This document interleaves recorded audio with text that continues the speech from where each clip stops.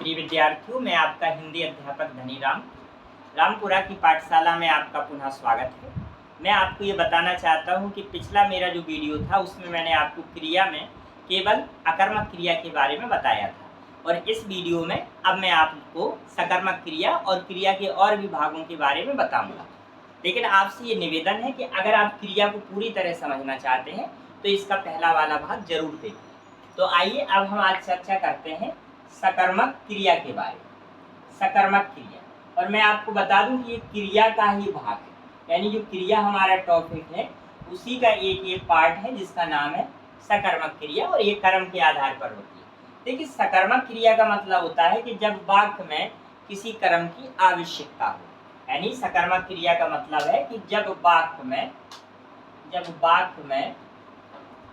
क्रिया के लिए कर्म हो। देखिए, सरल भाषा है, मैं आपको बताऊं ये बिल्कुल सरल भाषा है और ये भाषा आपको समझाने के लिए लिखी जा रही है कि आपको समझ में आना चाहिए। देखिए, जब वाक्य में क्रिया के लिए कर्म हो, कहने का मतलब ये है कि जैसे अगर हम लिख दें कि राहुल बाजार जाता है। देखिए, अब राहुल बाजार जाता है तो राहुल एक कर्ता है और ये कहाँ जा रहा है? बाजार। तो राहुल है कर्ता और बाजार है आपका कर्म और जाता है आपकी मुख्य क्रिया और यहाँ पर है आपकी सहायक। तो देखिए, राहुल जाता है यानी जाना क्रिया है और जाना क्रिया के लिए आपको बाजार कर्म की जरूरत पड़ गई, तो ये होता है सकर्मक। लेकिन यहाँ जो जानने की बात है वो ये है एक कर्मक और द्विकर्मक, क्योंकि सकर्मक में क्रिया के भाग होते हैं दो, एक कर्मक और द्विकर्मक। तो देखिए, एक कर्मक का मतलब होता है कि जब वाक्य में केवल एक कर्म हो, जैसा कि ये जो वाक्य लिखा है इसमें भैया एक कर्मक का उदाहरण है, राहुल बाजार जाता है। तो बाजार क्या हो गया आपका बेटा? कर्म हो गया, तो एक ही कर्म है। दूसरा आप देख सकते हैं कि सीता किताब पढ़ती है। अब सीता क्या करती है? किताब पढ़ती है। तो सीता किताब पढ़ती है, तो यहाँ पर सीता क्या कर रही है? किताब पढ़ रही है, तो एक ही कर्म है, तो ये एक कर्मक हो गया। अब हम बात करेंगे इसमें द्विकर्मक के बारे में। देखिए, अगर वाक्य में एक कर्म है तो एक कर्मक है, और अगर वाक्य में दो कर्म है तो द्विकर्मक है। अगर वाक्य में दो कर्म है तो द्विकर्मक है। अभी द्विकर्मक कैसे हो जाएगी, जरा एक उदाहरण देखिएगा। जैसे यहाँ लिखा है कि ग्वाला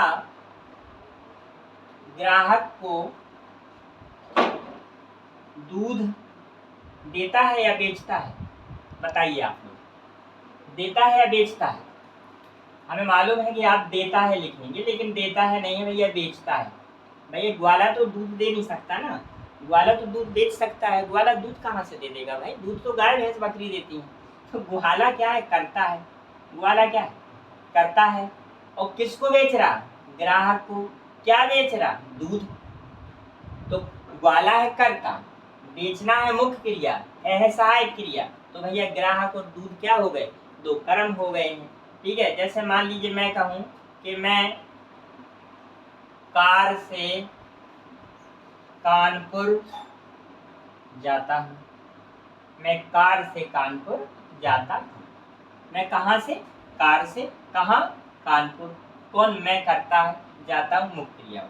तो यहाँ पर दो कर्म हो गए। अगर वाक्य में दो कर्म है तो फिर ये जा करके